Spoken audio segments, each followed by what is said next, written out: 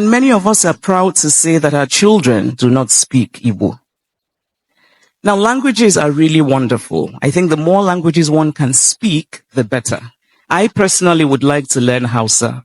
I've always loved the music of the language. But the truth is that children can learn as many languages as we expose them to.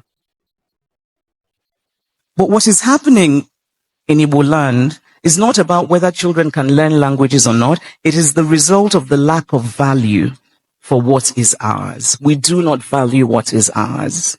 And this lack of value is also reflected even in the contemporary Igbo practice of giving strange names to our children.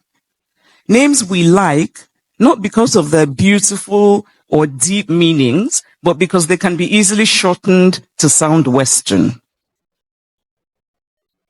Cassie, Zara, Jida. Unana Zaelia Fanenweri Synod.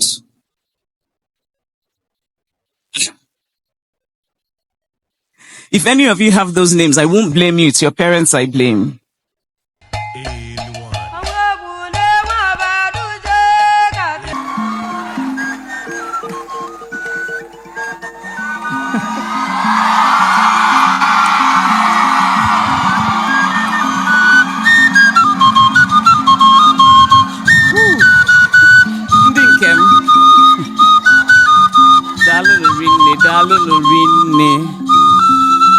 Dalo no rinne angolu jilu ma afọ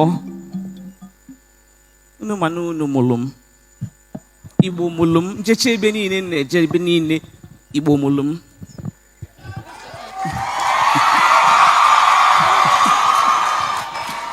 Thank you so much for being here. Thank you so much.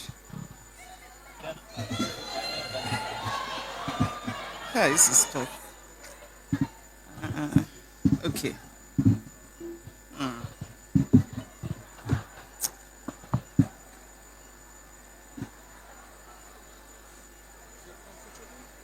Yes, is there a way we can... No? Okay.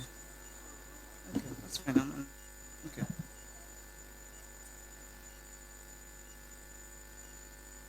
Again, good evening to everybody.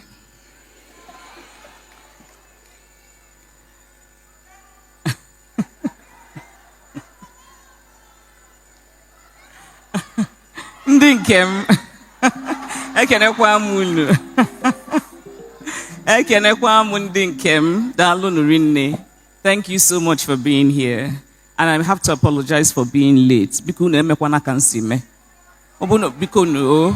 I'm very sorry. Obununu we ifunu ga eme na 5 biko bidonu na 5. Nke a bụ mistake am metata. So I'm very happy to be here again. Good evening. Thank you all for being here. And I want to start by thanking the Center for Memories because they're doing the essential work of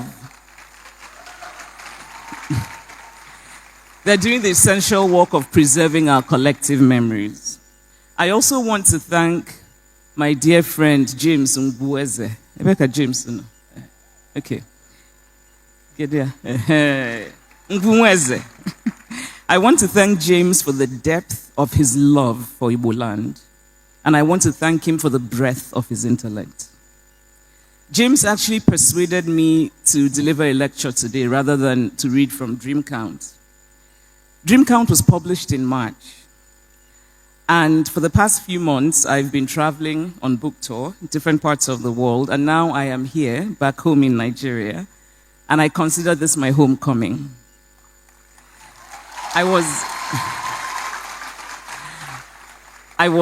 in Lagos a few days ago. I was in Abuja just 2 days ago, and now I am here in Enugu. I'm here in this beautiful city on the hill. I am here in the city of my birth.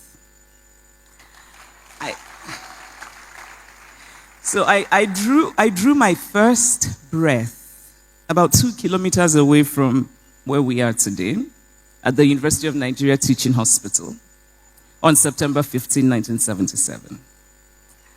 So although I was born in Enugu, I grew up in Nsukka, on the campus of the University of Nigeria. I am from Aba in Njikoka, local government area of Anambra State. My mother is from Umunachi in Dunukofia, local government area of Anambra State. All are my homes. But more importantly, and I think more significantly, I consider all of Igbo land to be my home. From Enugu to Anambra, Imo, Abia, Ebonyi, and the Igbo-speaking communities in Rivers, in Kogi, in Benue, in Delta. All of them are home because all of them are Igbo land. Igbo bu Igbo. Whenever I land at an airport, whether in Asaba or in Enugu or in Owerri or the wonderfully named Chino Achebe International Airport in Umueri, the overwhelming feeling for me is one of wholeness, an internal calm, an instinctive, ancestral peace. Or so it was for many years, until recently. I am not the only Igbo person who no longer feels this instinctive wholeness, this peace. I am not the only one who reads stories from Igbo land and turns away in horror, who sees what is happening in Igbo land today and is consumed by shock, disillusionment, and a feeling dangerously close to despair. In Igbo culture, nothing is more sacred than life. In Igbo culture, a sibling must never take the life of another sibling. That is what we mean when we call a child Nduka, Ndubisi, Ndude. The preservation of life is sacrosanct. Things Fall Apart demonstrates this central Igbo belief in the sacredness of life. Okonkwo accidentally murders a member of his community. It is truly an accident. His gun goes off during a feast, and yet his community punishes him severely. His home is destroyed and burnt, and he's banished for years. And this was an accident. Now imagine the severity of the punishment for murder in Igbo culture. Igbo culture abhors the taking of innocent life. And yet, today, we hear grotesquely inhumane stories of people murdered in ritual practices for money. And it is important to note that the victims of this recent upsurge of barbarism are mostly women.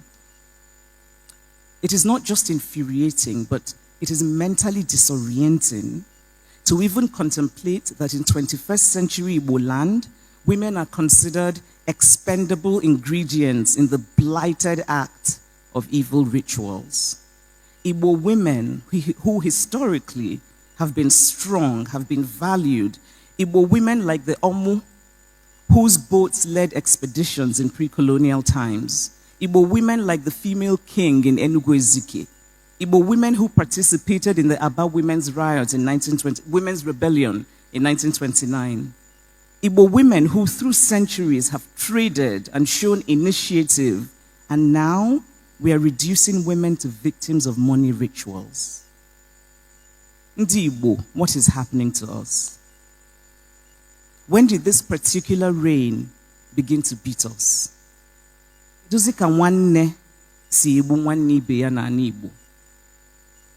When we hear of Igbo people randomly murdering other Igbo people, the instinct is disbelief. Are these stories true? They cannot be true. But they are true.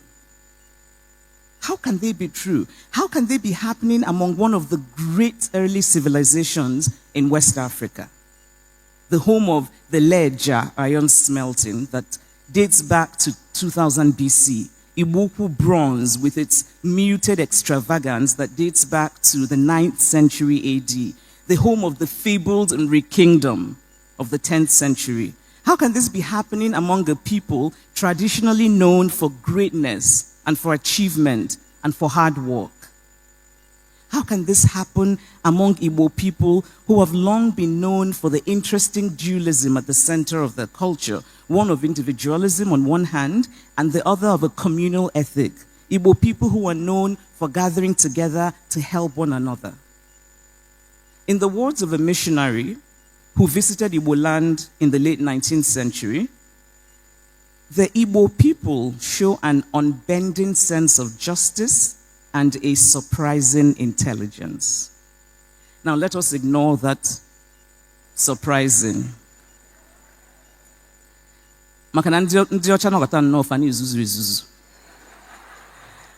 But the larger point is that Igbo people have long been known for greatness. And yet today, Igbo land is in disarray. Today, we are overseeing our own decline.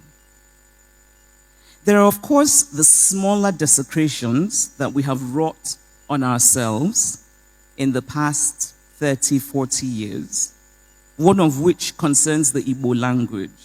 We do not have a thriving Igbo literature. We cannot seem to reach a consensus on a classical form of written Igbo. And many of us are proud to say that our children do not speak Igbo. Now, languages are really wonderful. I think the more languages one can speak, the better. I personally would like to learn Hausa. I've always loved the music of the language. But the truth is that children can learn as many languages as we expose them to. But what is happening in Igbo land is not about whether children can learn languages or not. It is the result of the lack of value for what is ours. We do not value what is ours. And this lack of value is also reflected even in the contemporary Igbo practice of giving strange names to our children. Names we like, not because of their beautiful or deep meanings, but because they can be easily shortened to sound Western. Cassie, Zara, Jida. Unana za elia fani nwere synod.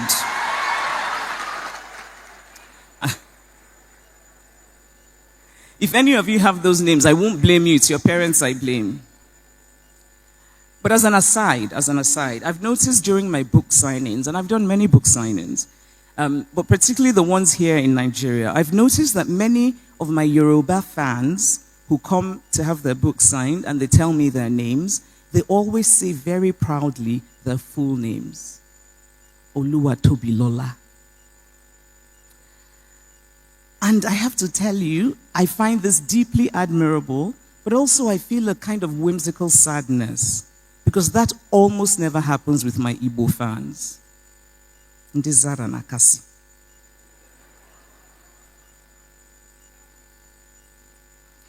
Somebody once said to me when I was talking about how important it was for us to conserve our language,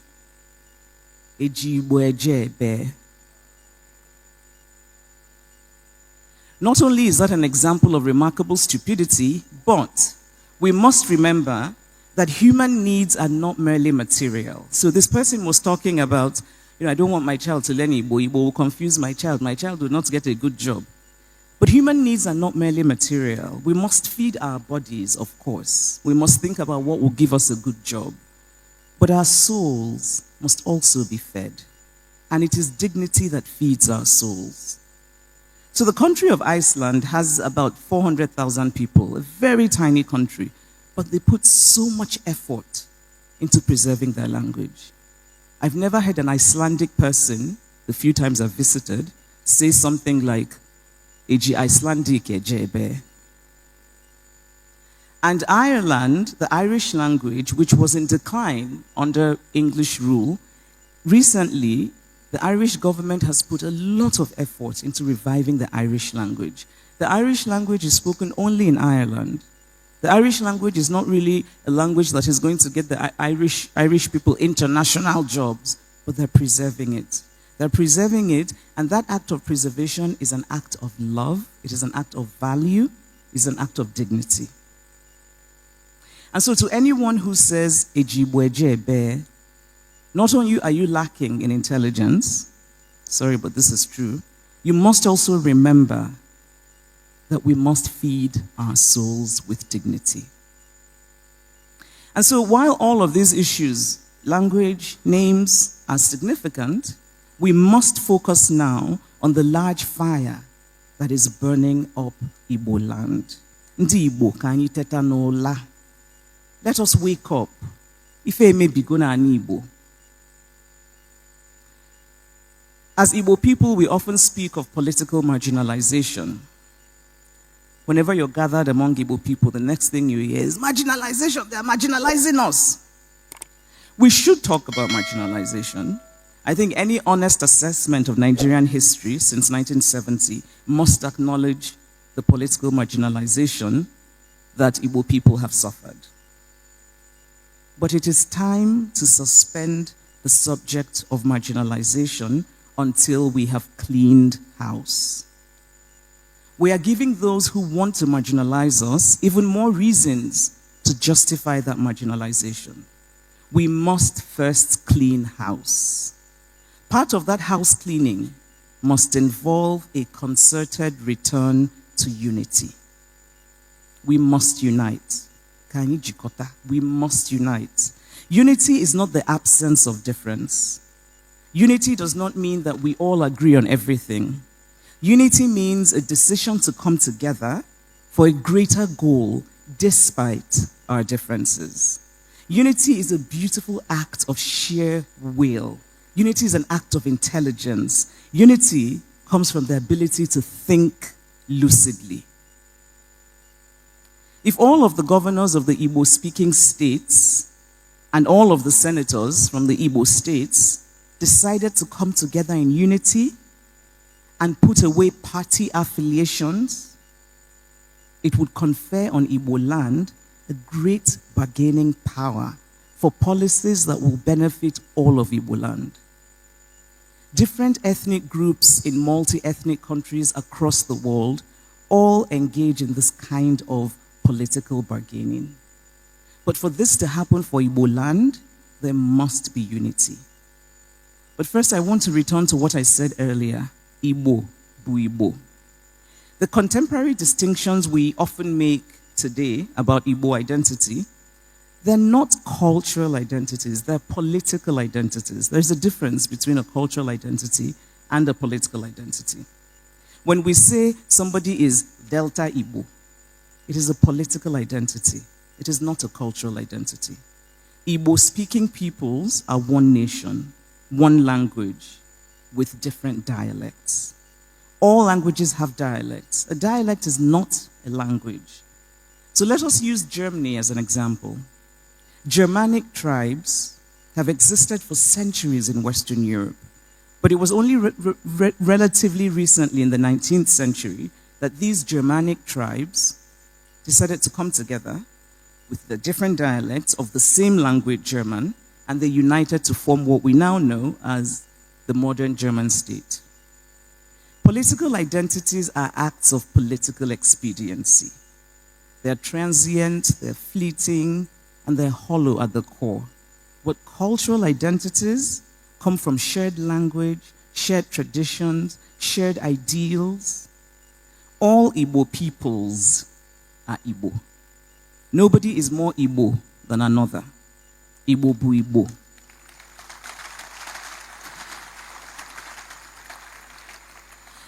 And so, on the basis of these shared cultural values, Ndi Igbo must unite and strive to become a beacon for Nigeria and indeed for Africa. It is not too late. It is dire, but it is not too late. Let us stop making excuses for ourselves. Don't say that poverty is the reason that we are sliding into this barbarism. Poverty is not the reason. Igbo land was not rich in the 1900s. We were poor, and yet we did not worship money in this way. We did not slide into barbarism. We did not kill one another. We believed in basic things, in telling the truth, in standing for moral ideas, in not stealing, in earning your money in a way that is transparent. And by the way, the world today is full of cultures and peoples who are poor, and yet they maintain their values, and yet they do not descend into a doomed abyss of evil. For that is indeed the most appropriate word for the disregard for human life that is happening in Igbo land today. Evil. Ndi Igbo, let us wake up. Kaiteta nola. Let us refuse to participate. Refuse to celebrate money whose source you do not know. Let us celebrate alternative things. Let us celebrate knowledge. Let us celebrate scholarship. Let us celebrate hard work. Let us celebrate community.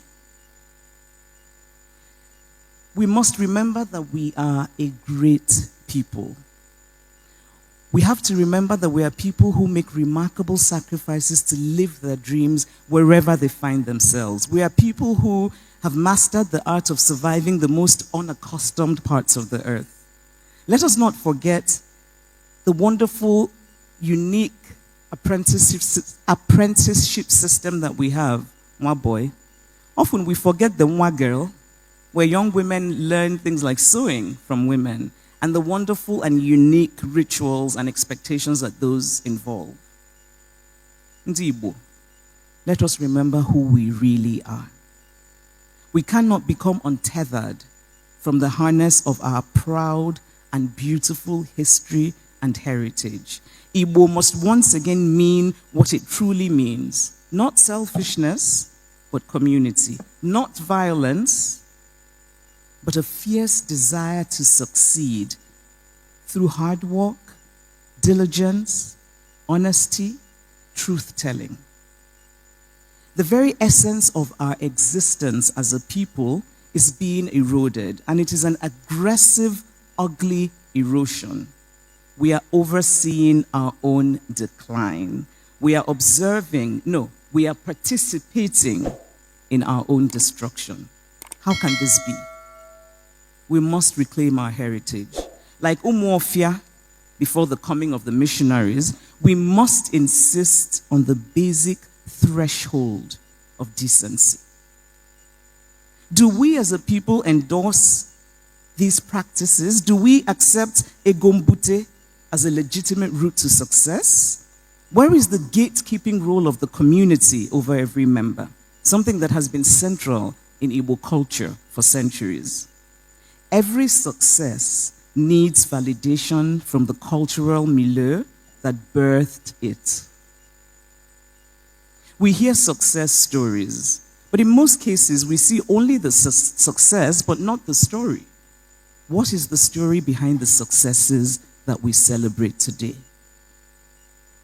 Okonkwo's greatness in Umuofia was not possible without Umuofia's collective say-so. If Igbo people had collectively risen in unison to condemn this resident evil when it first began, it would have served as a moral rebuke against the ongoing slide into barbarism. But we did not do that. It is not too late. It is dire, but it is not too late. And it is important to say that the two dominant religions that we have in this region are heavily implicated in this rot. Both the traditional religion and Christianity have a hand in our collapsing values. We have as many cutthroat Ndidibia as we have Ndipastor, who orchestrate the steady slide into this abyss. It